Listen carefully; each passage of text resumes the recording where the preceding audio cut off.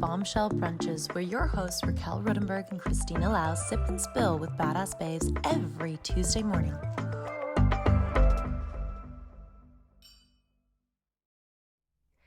It is Tuesday. We just do that all the time. We've had, what a day. Let's talk about our learning, loving, loathing times. I messed that up earlier. Our 3 L's, our la-la-las. Do you want to start? Sure. Okay, so this week we're going to introduce Donna, who is really big on representation, and my learning of late has been, I've been reading The Inconvenient Indian, and it's a fantastic book. I highly recommend it. But they have a moment where they talk about representation in film and television, and that's part of our subject matter. So I'm loving that book. I highly recommend it. I am loathing not being able to see my friends because it's a pandemic, and I don't like that I can't see people and get to kind of, be around people in human form. But I am loving the fact that we live in BC and British Columbia, and we can go on distanced walks right now. And I'm loving the fact that we have nature and that we have technology to be able to stay in touch with the people we love. So those are my 3. Oh, those are good ones. That was an amazing episode. I am loathing the weather as you're talking about how nice it is in BC. So earlier today, I had my door closed, and it was so windy and stormy that my door blew open, and I had to run over and lock the door because it's that blustery. So I've been feeling a little cooped up. I'm going to be honest. I'm back to working from home, and then I'm studying from home, and like you just said, we're in quarantine, so I'm seeing nobody. And so I'm definitely feeling very cooped up, and I've been a bit nervous to go to the gym lately. So definitely my energy is like a little through the roof. But I am learning to just let it be. There's a lot. Tam taught us to let it go. Tam taught us to let it go, and definitely like I'm taking a page of the book of just letting things be. Like, things happen in life and you just gotta let it be. Just let it be. Truck on. So that's what I'm working on. And I am especially loving our community right now. I always love our community, but I don't know what it is about this last few weeks, but our community is just so amazing. We got some really cool news that we're going to be sharing some of our episodes on Optic TV, which is so exciting. Yeah. And our community was so excited as well for us, and just it's amazing. I feel so warm and fuzzy, and inviting all of these guests on who are part of our community. My group, and who I call my community, is growing tenfold with this podcast, and I'm just so excited. And Donna was no exception to that. She's an absolute amazing woman, and I'm very, very excited to jump into this episode. And she talks about the support system and the network of people that she has around her, and surrounding yourself with people who strengthen you. So I think that's a perfect way to introduce you, our lovely bombshells, to our next guest, Donna. Hi. Hi. How's it going, beauty? Oh, it's good. How are we, Raquel? How are we doing? We're excellent. It is a Tuesday. Going up on a Tuesday. So before Raquel asks the first question, I'm gonna do my little pre-friend intro, because Donna's a really dear friend of mine, and I've been waiting to get Donna onto this podcast since we thought about the podcast, because I thought to myself, Raquel and I were writing a list of who are inspirational people that we love, that we're so proud of, that we're so inspired by, and we both wrote down a kind of really big bucket list of all the people that we wanted on board, and Donna was one of the first people in my mind. And over the course of the couple of months that we've been running this podcast, I've just watched Donna have such big wins and gotten to know more about the kind of person that you are, both in front of the screen, behind the screen. And I just wanted Raquel to know you better. And I want the audience, I want our lovely bombshell babes to kind of see how inspiring someone is and how fierce your friendships and your ethics are. So that's my introduction, but I'm going to pass it over to Raquel, who's got the first series of questions. What an intro. Can I just say, like, what an intro. Like sitting here on Zoom, like, thank you for that. Oh, you just saw my sweatpants. I was That's okay. That's okay. For those of the people on the podcast world that are not seeing the sweatpants, they're a light gray. They're light very gray. comfortable. Sweatpants season. I mean, it's the benefit of having a Zoom call. Yeah. Right? Yeah. So, I mean, within just the last however many minutes since I've met you, I feel like you're so warm. You're so amazing. Aww. I know Christina's mentioned a lot about you, a lot about what matters to you, or like what she believes matters to you. So I just want to know, you've booked your first role recently. That's really exciting. Lead role. Big booked a lead lot of roles. roles. First big lead role. Sorry. You can That's tell okay. I'm not in acting world. Oh, by the way, someone's like happens to be drilling once in a while upstairs. That's okay. No. That's okay. It keeps Okay. the excitement going, you know? It keeps the excitement going. It kind of sounds like a fart. I promise it's not me. Doesn't it? I don't know what that's going to come off on like the podcast, but You know what? I had to like take my dogs out of here because I have this one dog. She's massive and adorable, but she farts. And I've literally been on Zoom calls from work and she like rips right beside me. I'm like, that's my dog. Someone farted. Okay, speaking of lead roles, like the most hilarious moment on this set was I was doing a scene and it was coverage on me, and coverage means like it's the cameras on me to show my reactions, and I'm in this big monologue talking about how my heart's been broken to my mom, and I'm like, when Griffin broke up with me, and this guy who pulls focus farted, and it was like you could tell he was holding it in because it went it was like one of those. And I'm trying to hold it together, and like I just start shaking it, and then so that nobody heard it except for the people in the room. Like everyone's like, "What's going on?" I'm like, "Someone farted." Like everybody lost it. Anyways, farts. They're very funny. Yeah. So that's what that drill is. If anyone's listening. I don't even know how we got on farts. Oh, it was the drilling, right? Okay. I told Christina, I'm like, you put me on this podcast, you know, we're just gonna catch up and shoot the shit, like, And laugh. That's what this podcast is. Yeah. Okay, but tell us about what got you excited about being on screen. What's your background? What was it like growing up? I know representation matters a lot to you, so can you talk a little bit about that, about what it was like growing up and not seeing representation? And then, yeah, what really got you excited about being on camera?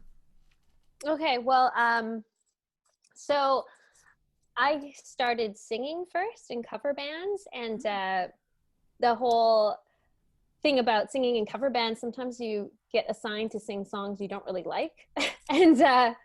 And I remember I just really wanted to focus on the performance aspect of things. I wanted to be a good performer. And then a friend suggested like, hey, you could act like you like these songs. Maybe you should take some acting lessons. And I took some acting lessons and realized like I really liked the performance aspect of that. And it didn't come to me easily, but like I really enjoyed it. And back then, what was that, 2013 now? It's like my first year of acting.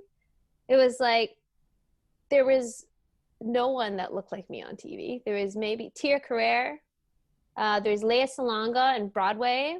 Mm-hmm. Lucy Liu was the closest thing to an Asian like B-list, A-list actor. And like there was stories around Japanese people, around Chinese culture, but it was very Japanese or Chinese, you know, like Crouching Tiger, Hidden Dragon. That's that whole movie. There shouldn't be white people in that movie, you know, like, so, and I never thought back then that I would fit into anything acting wise, because you never saw it. So I honestly didn't think anything would come of it. And it was like, I was totally accepting of that part of the industry. Like, oh, like the biggest thing I could probably do is be someone's best friend, maybe, but still, like, there wasn't, it was, if they had an ethnic best friend, maybe a Chinese person, maybe, like, usually like if they're ethnic, they're a Black person or a Spanish person, just that's what was on TV. There's no Filipinos that I know of.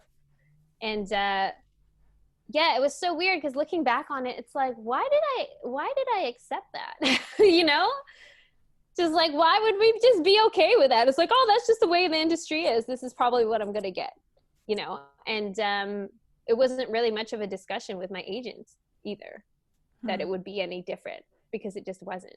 And then things started to shift, and I started booking more and more, and still they were not pretty significant roles. I was getting seen for a lot. Like, I was considered, like, anything I was getting considered for was sci-fi stuff where it's set in the future and I could be any race. You know, I was on hold for like a friend role, a recurring friend role, where I was like just a friend in the friend group, not even a best friend.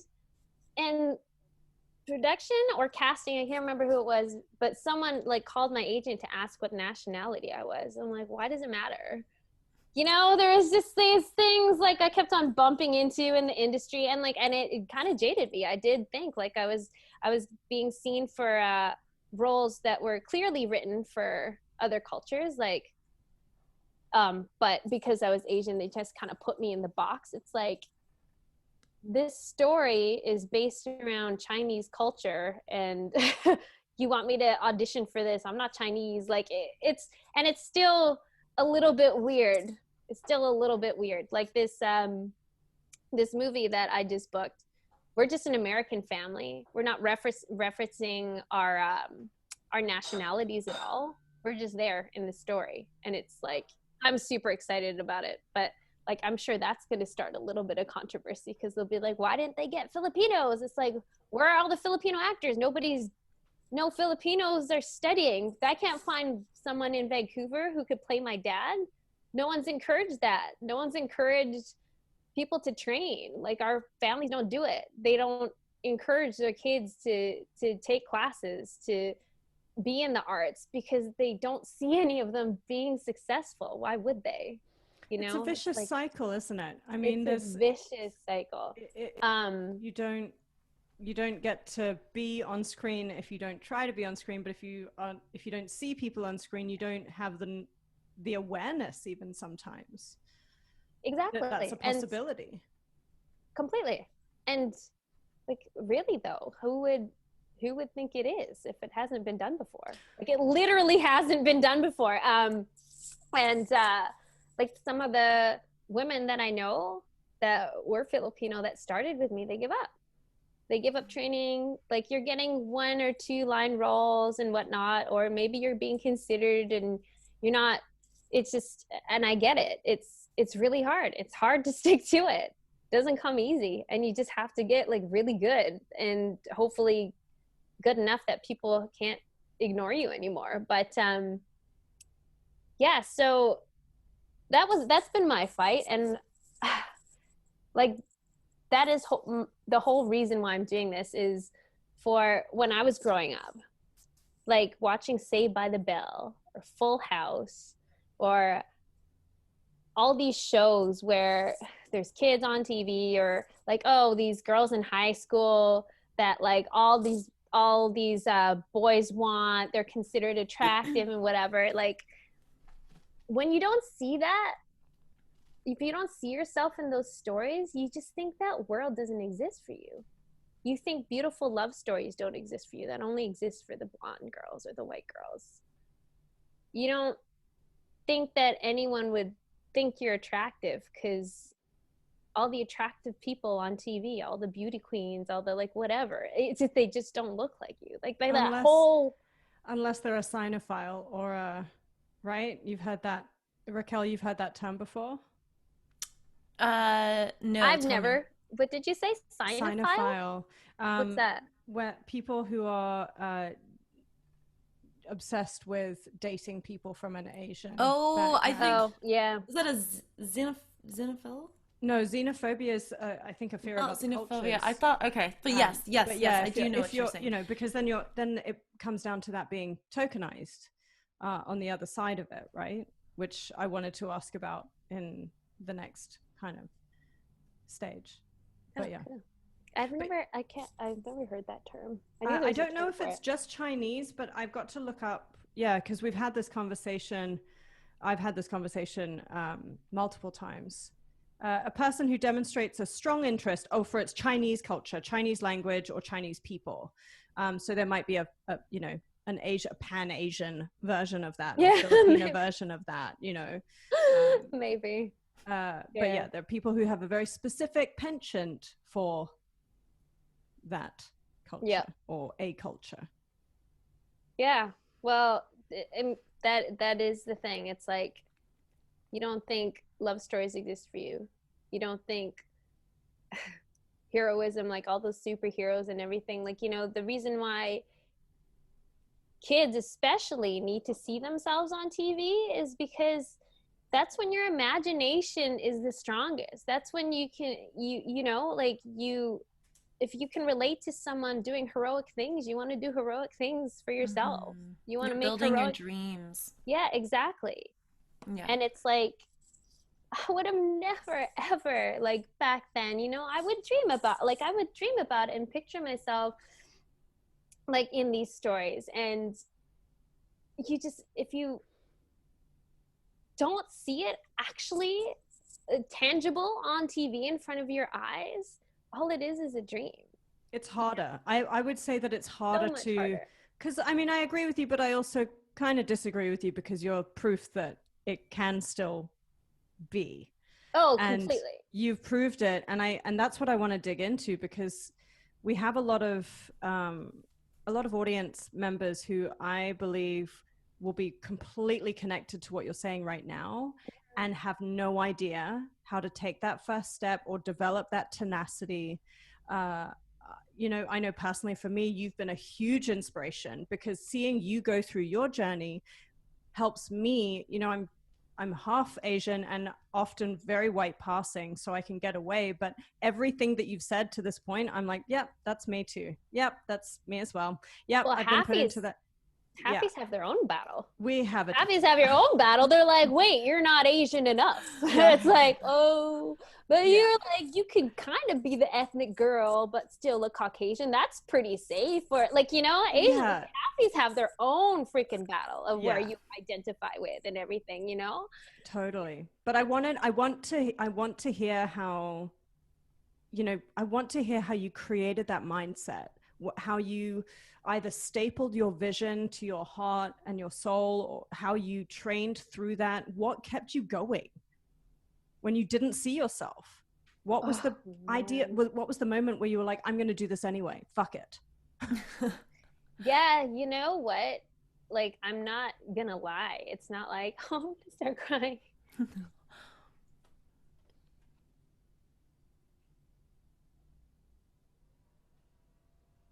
This is how big Donna's heart is. There's so many times I did want to give up, you know? But then also not like give up. There's so many times that I not gave up, because I never gave up. It was almost like, well, I guess I'll just settle for the best friend stuff. There was so many moments of that. Being okay with that. Just because that's what everybody else has been okay with. And it like, when I think of like, I'm getting DMs from my girlfriends about like, I'm sorry, it's 2020, I'm super emotional. But like, there are like DMs I'm getting from my girlfriends. Like I started getting DMs from my girlfriends about their kids. And like, I think the thing that really turned me is I was talking to my one of my best friend's daughters, and she was telling me she really liked math, like in school. And I was like, oh, you love math. What are you going to do? Are you going to be a scientist? You're going to be a astronaut? She's like, I want to be a nurse. I'm like, wait, what? I'm like, because your mom's a nurse? Yeah, my mom's a nurse. I'm like, you could do anything if you like science. Like, you could do like animals. You could be a veterinarian. You could be like, and she's just like, nope, I want to be a nurse. Asked your other daughter, what do you want to be? I want to be a nurse. Like, I'm just like, listen, there's more for you out there. And the thing is, it's like, that is the thing growing up too. If you don't see yourself represented on TV, all you think that's for you is what you see your family and people who look like you around you. You like, that's all you think is possible is what they're doing. And I want to blow that out to the larger context for, creative industries in general. And I mean, Raquel knows and hears me almost every single day talking about career pathway visibility, about it being so important for people to understand what paths exist for them. And I think there's a lot of validity to say, following your parents' footsteps, because those are your first role models, for better and worse.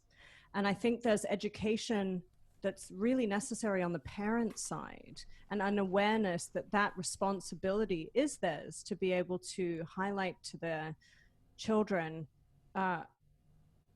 other career pathways, and to be supportive of that, but also to be supportive of if they decide that right now, mom's their hero and they want to be a nurse, I think it's a really interesting and very complex kind of developmental set of systemic parenting behaviors and child development, and an understanding of child development that we could better integrate into education from a very young age. And I would say expanding that really beyond creatives as well. True, you're right. Right? Yeah. Because you're so right. Completely.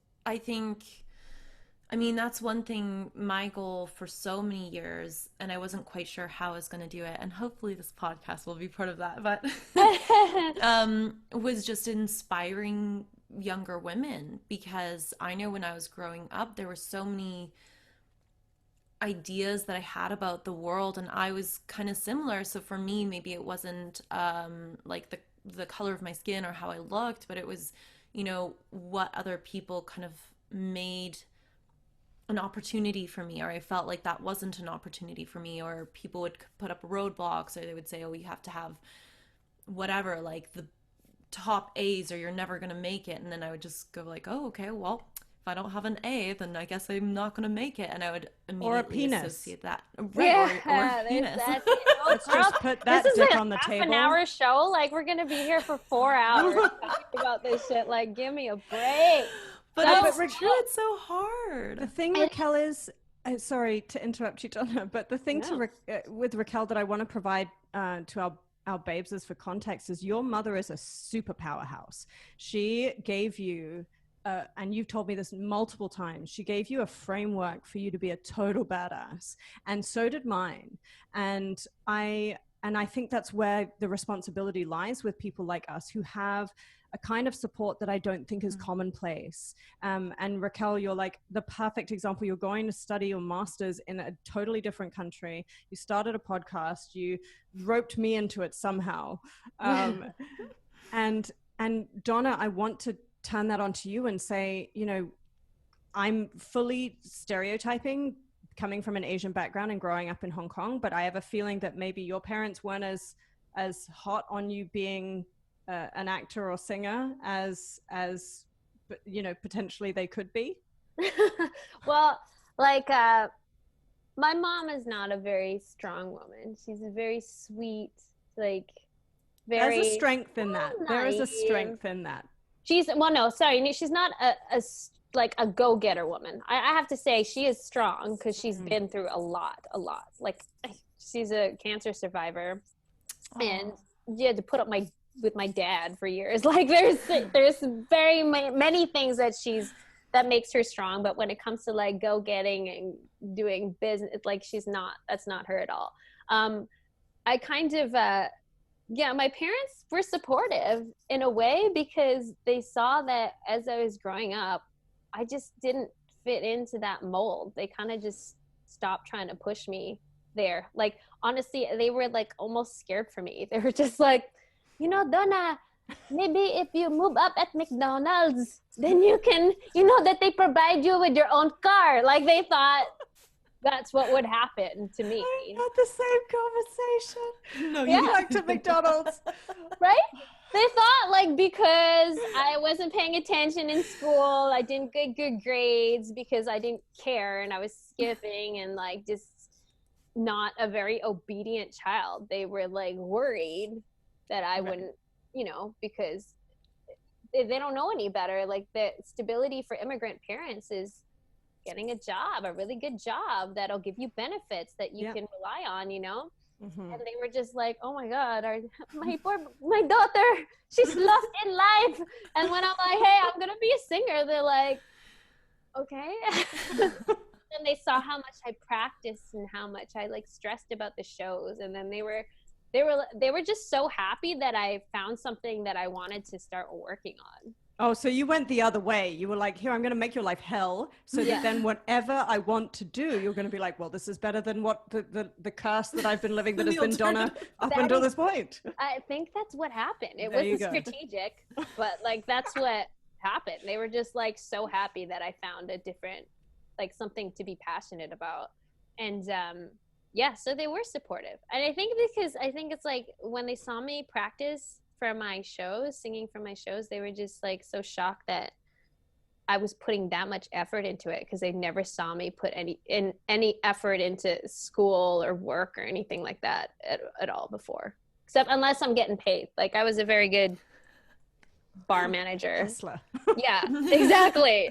You give me money? Yeah. You give me money. You're still Asian. Exactly. Exactly. So they were supportive because they were just like, okay, I mean, we can't push you to do anything else. If this is what you want to do, this is what you want to do. But like just last year, okay, like I've been booking supporting roles pretty consistently, and like I can call myself a working actor. I could support myself for working. And my mom last year, she pulls me aside away from my dad because my dad's like, oh, Donna knows what she's doing. She's smart, like, you know. And my mom's like, Donna, my friends say that you're acting because you look young now. But when you get older, no one will hire you. What are you going to do? You have no husband, no family. I'm like, oh, my God. Like, what about, how are you going to support yourself? And I'm just like, you know, my investments. Like, it's just like, Mom, just tell your friends to go suck it. But the thing is, they don't know any better. What's your answer? Do you worry about that? No. Do you worry about looks and age? I mean, you're timeless. So, I love you. But we have this conversation. Raquel and I have talked about this before. Like, we're all pretty, you know, we're pretty privileged people.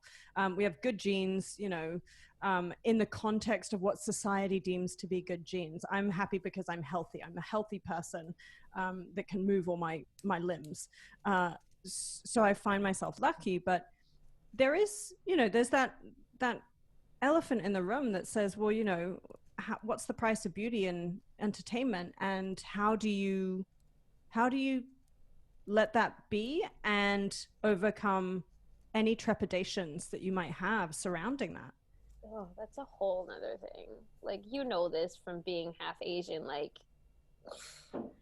my culture is so concentrated on image and stuff. Like, honestly, growing up, having my relatives tell my, like, so this is what Filipinos do too. They kind of like talk about you like you're not there to your parents when you're a kid, because they forget that you're still a person. Yeah. And they would say things like about how my skin was so dark and it made me look Indian, which is like apparently like not something you want to look like when you're Filipino. They want like you have pale skin because it means you're rich.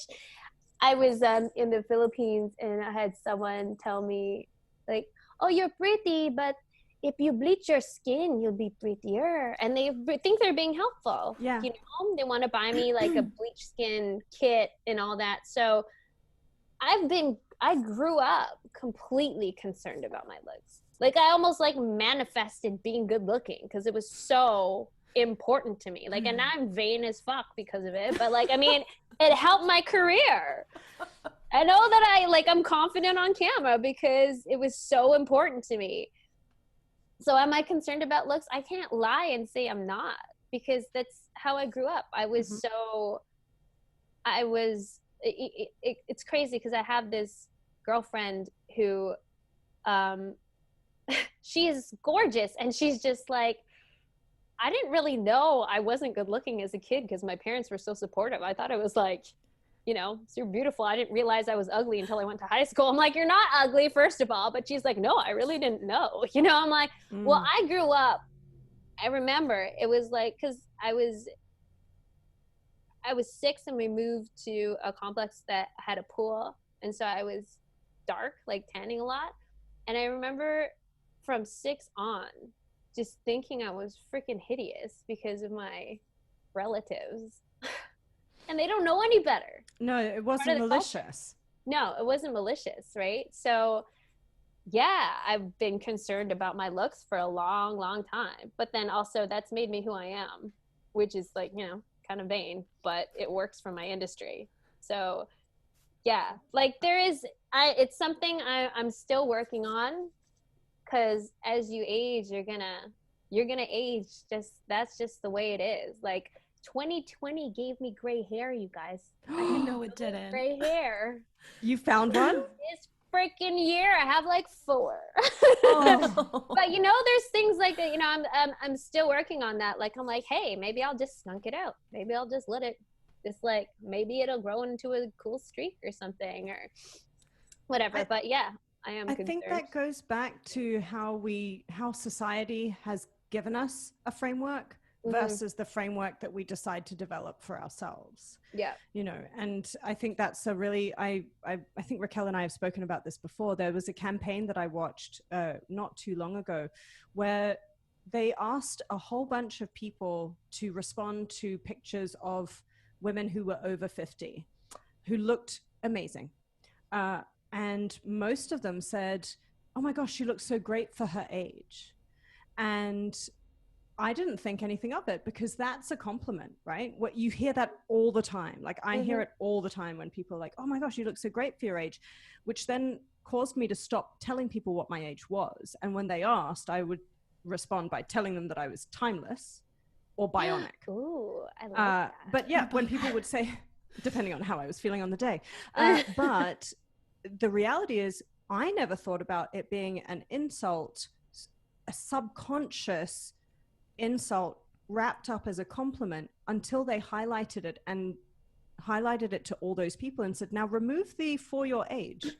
Why is the for your age attachment at the end of that statement necessary?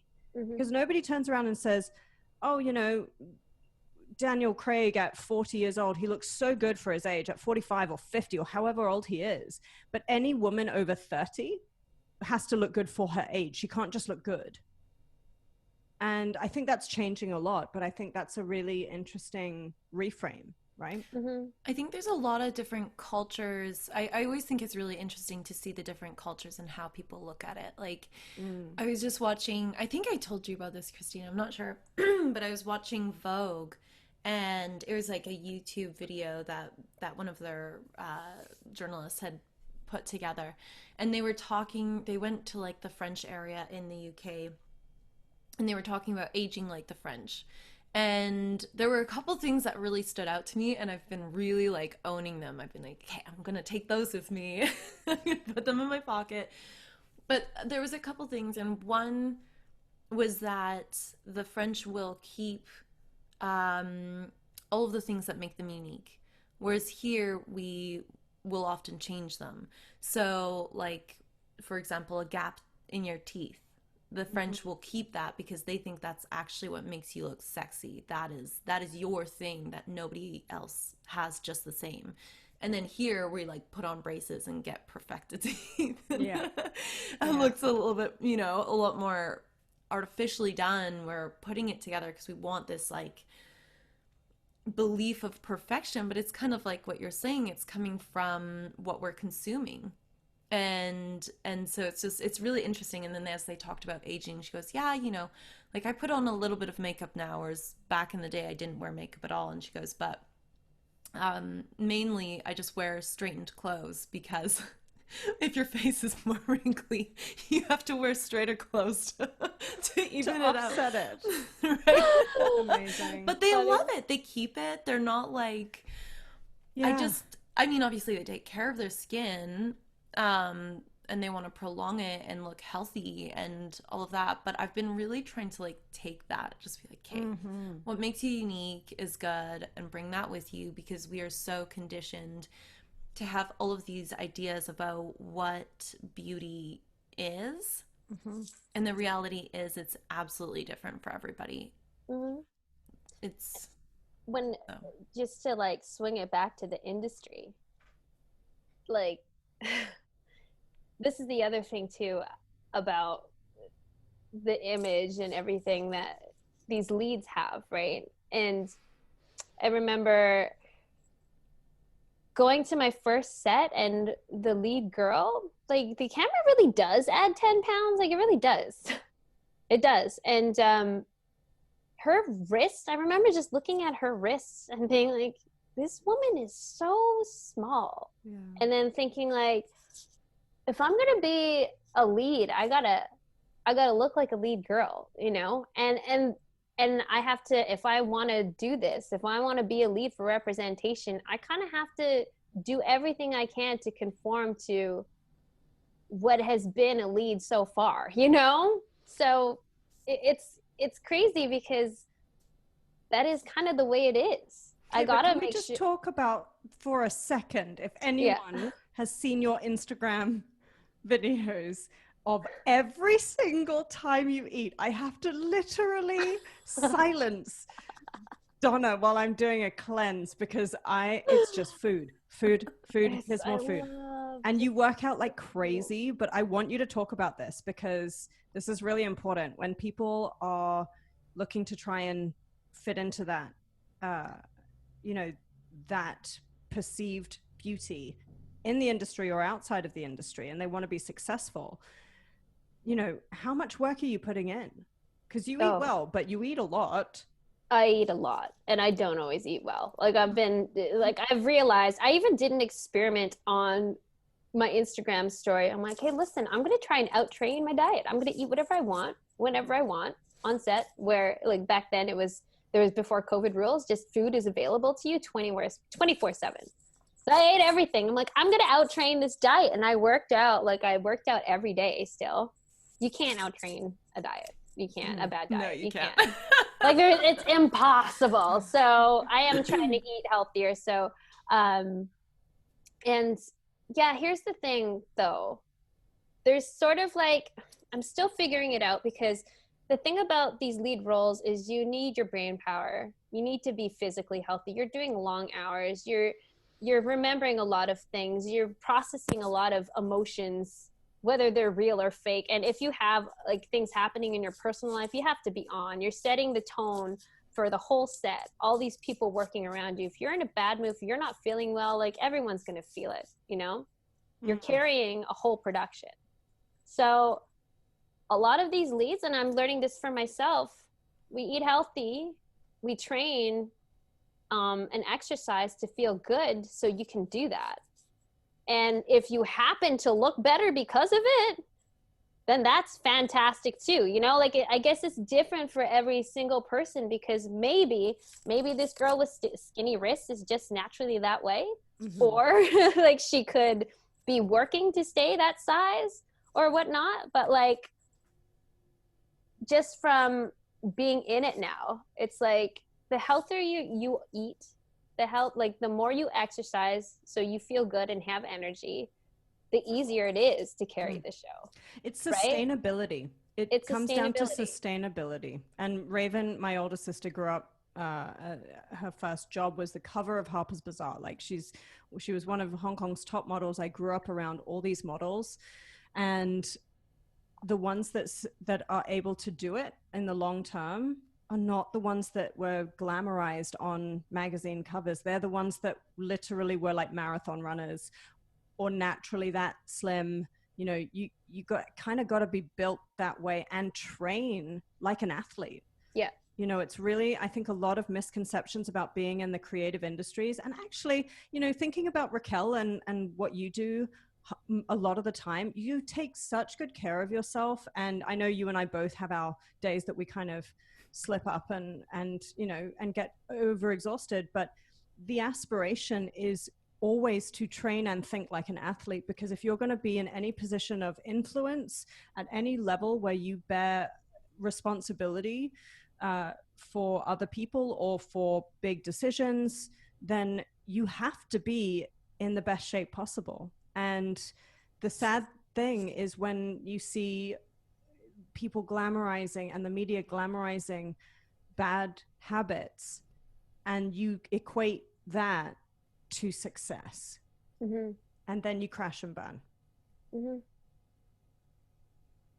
I totally agree with you. It's like, I, at first thinking, like, coming into this, it's like, oh, you know, these girls like are just naturally like this or whatever, just making complete assumptions.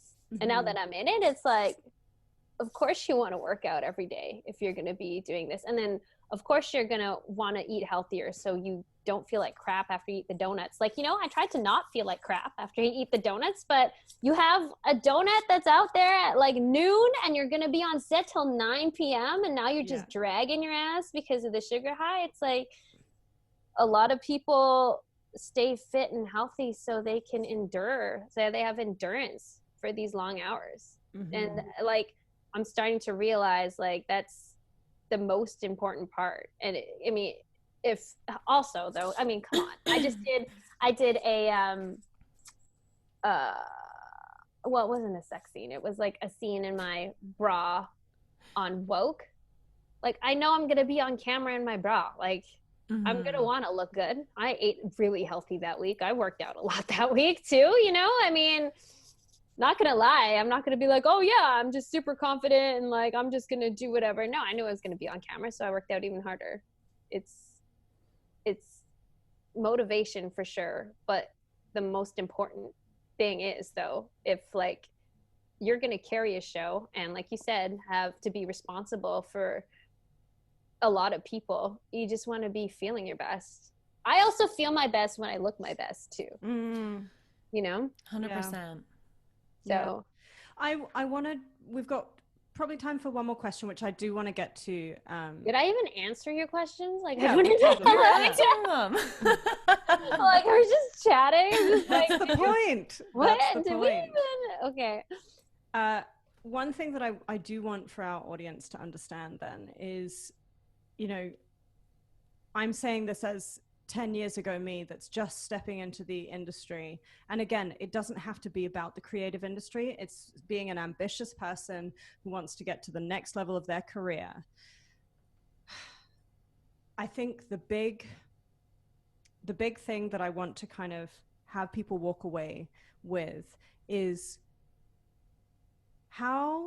what's one thing that someone can do to help them to get over what barrier they might have in front of them. Like for me, for example, I smoked for 20 years. I smoked cigarettes for 20 years. I smoked 20 to 40 a day.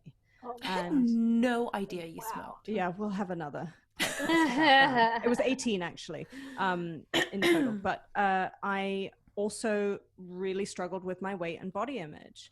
And for some reason, I justified, and I was like, well, I'm just big boned. I'm just, you know, and I would sit, and until Raquel knows this, until 3 weeks ago, a month ago, I was eating like a pack of crisps a day, and I'm doing relatively well in entertainment. Like I'm working, but I just was like, you know, 10 years ago, me just wouldn't be able to get off my ass and do something different. And this is a big ask of you, Donna, but how would you talk to 10-year younger me, and what would you say to me to help me get there faster? Oh. See, I kind Putting you of on the spot. Yeah, well, I was kind of there too, but just not with no passion. Like that was my mindset before I found any passion. So if you're already knowing you want to be an actor,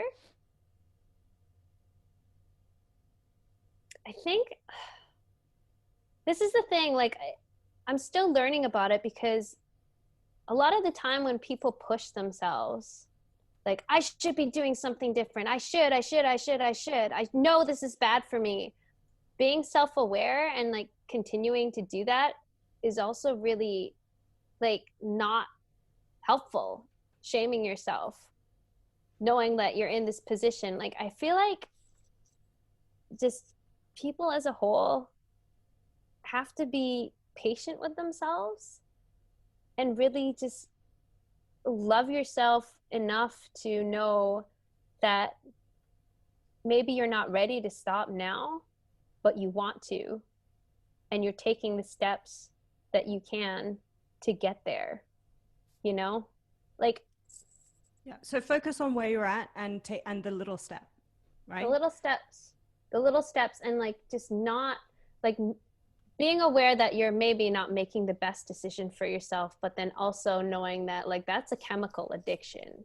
You need help, actual help. You need either chemical help or like, you know, you need help to stop that, you know? So that's kind of a difficult question. I've never been chemically answered it. It's a great answer. What I hear is focus on what you are doing rather than focusing on what you're not.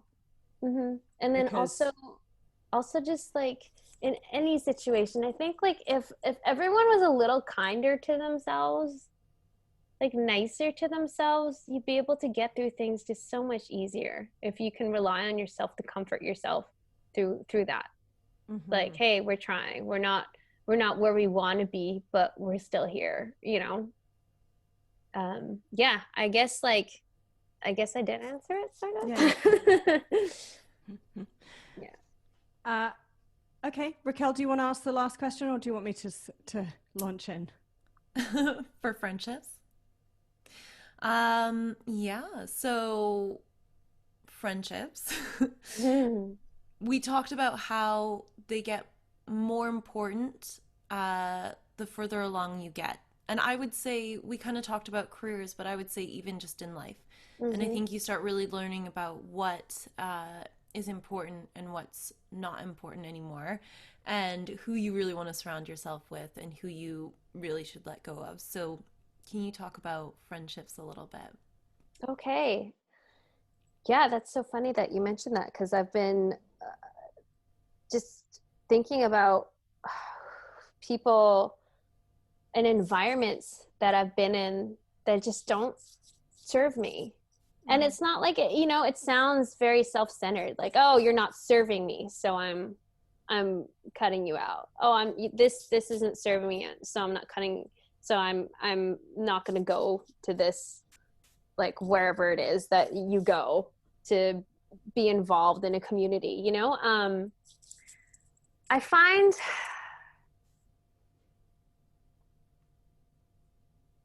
you know how that saying where you're like the immediate 5 people that you hang out with, and it's so true. I think like you have to find like-minded people, especially if you have big dreams for yourself, not in the same industry, not in this, you know, it doesn't have to be all career based, but if you want to be a good human and you're working on it and you're changing and growing, you got to be around good humans who are also changing and growing. You got to be around people who understand where you want to be and also want to be there too, you know? Like, you don't want to be around people who can cheat on their wives or their like, or their husbands, like can immediately freaking lie to someone they love and want to spend time with you. Like, when you're trying to be a good human, like, yeah, help your friend through it, but if they're continually like making decisions like that for themselves, it's like, that's your world. It's not something I want to be involved in. Like, it brings you down. It keeps you there's one thing about giving your friends advice and everything, but like if you're surrounding yourself with people who continually make excuses and bad decisions for themselves, you just can't take that next step into growth, really. Like, if out of your 5 friends, your one friend's going through some shit for 1 year, like it is what it is. But if these are major character flaws that, you know, these people have carried with them for years, you gotta cut it out. You gotta cut it out. You gotta wish them well, say that you'll be there for them when they need you, but like, to be so involved with people who have so much dark matter to work through, when all you're trying to do is like be light, you gotta work on you and wish them well, and just remove yourself. That's how I feel, really. I think the word that I like to use is, it's not necessarily a does this serve me, or is this a fit? Yeah. Because people are on different wavelengths at different times. And, you know, I appreciate so much that people are going through their own journeys. And it's taken me a while to start appreciating that, because I'm a pretty naturally judgmental person. And that comes from my own judgment of myself and feeling like I'm not good enough for X, Y, and Z. But, you know, you get to a point where you're like, is this a fit for me, for who I am now and where I'm going next? Mm-hmm. And see, yeah, I love that, because it really is that, because those people could find their tribe. They'll find other people who do the same thing, and they could like bitch about it and be there for each other and get better because of it. They might need that commiseration at that point. Exactly. But seeing someone, if I was in a position where I was just feeling sorry for myself all the time, being next to a Donna is not going to help me, most likely, because all it's going to do is compound my insecurity in certain situations. So then it breeds resentment. Then, you know, I have this really amazing supportive friend who is trying to help me, but all they're doing by their mere existence is showing me that I'm not where I want to be if I'm in an insecure place, right? And that, and the other side of it, whereas where you have people like, you know, Raquel, you know, hears that I'm going on a spa and she's like, don't answer my phone calls, you know, you need to like avoid everybody like the plague, just go away and be fabulous. And she's in the middle of holding up this whole podcast for 2 weeks in a row, not being resentful or angry, understanding that that's what friends do, is that's what friends do. Yeah, and friends do. They support each other. And like, true friends, you know, true friends, like when you leave them, you both feel inspired by each other, no matter what they're going through. Like if my friend is like being vulnerable and going through something, like, you know, it's just, you should be with people who love you, that you love back, not people who, you know, like, and like you said, sometimes it's just not a fit. Sometimes they're just not there. Yeah. Well, like, and I think it depends on their mentality as well. Like, I know for me, I have big ideas and big dreams, and I'm jumping leaps and bounds all the time. But I'm susceptible to hearing what other people are saying. Like, I don't have this massive shield up. I am sensitive. So if someone's going to come at me and say like, well, that's not possible because of this and this, or have you thought about this, or shouldn't you be focusing on this? Do you really need to spend your time on that? Or, and in your head, you're like, but I see it. It fits. Like, I see this.